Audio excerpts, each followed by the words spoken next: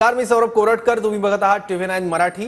India आघाडीची थोड्याच वेळात राजधानी दिल्लीमध्ये बैठक आहे. मल्लिकार्जुन खरगे आणि शरद पवार या बैठकीला उपस्थित राहणार आहेत. लोकसभा निवडणुकीच्या निकालाआधी राजधानीत इंडिया आघाडीची खलबतं बघायला मिळत आहेत. याबद्दल आणखी माहिती घेऊ. आपले प्रतिनिधी संदीप राजभोळकर आता आपल्या सोबत आहेत. संदीप, नेमकी कुठल्या विषयाला धरून ही सगळी चर्चा होते आहे?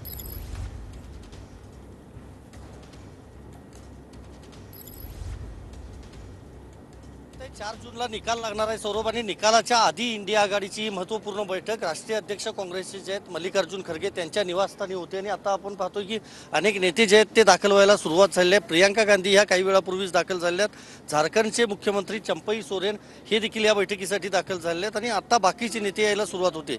राहुल गांधी कदाचित येथील असं देखील सांगितलं जातं या बैठकीसाठी एक चर्चा करण्यासाठी. कारण 4 जूनच्या निकाला दिवशी खरं तर इंडिया आघाडीतले सगळे जे नेते आहेत ते आपापल्या राज्यामध्ये असणार आहेत आणि काही महत्त्वपूर्ण चर्चा करण्यासाठी ही बैठक असल्याचं काँग्रेसच्या सूत्रांनी आपल्याला सांगितलेलं आहे.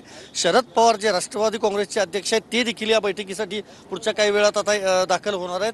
त्यांच्या उपस्थितीमध्ये देखील ही बैठक होणार आहे. एकंदरीतच इंडिया आघाडीचं जर चित्र पाहिलं किंवा एकंदरीत आकडेवारी पाहिली तर आपल्याला बहुमत मिळेल असं इंडिया आघाडीचे सगळे नेते गेल्या अनेक दिवसांपासून सांगत आहेत. भाजप बहुमत गाठणार नाही असं देखील सांगत आहेत.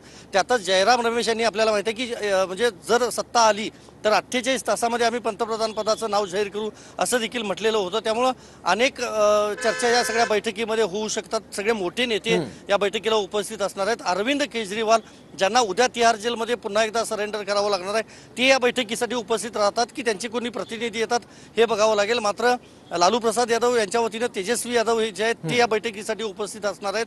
ममता बॅनर्जी यांचा देखील प्रतिनिधी बैठकीसाठी उपस्थित असणार आहे. त्यामुळे एकंदरीत काय चर्चा होती या बैठकीमध्ये बैठकीनंतर समजेल. मात्र निकालापूर्वीची बैठक असल्यानं या बैठकीला मोठं महत्व आहे. बरोबर संदीप, धन्यवाद या महत्त्वाच्या माहितीबद्दल.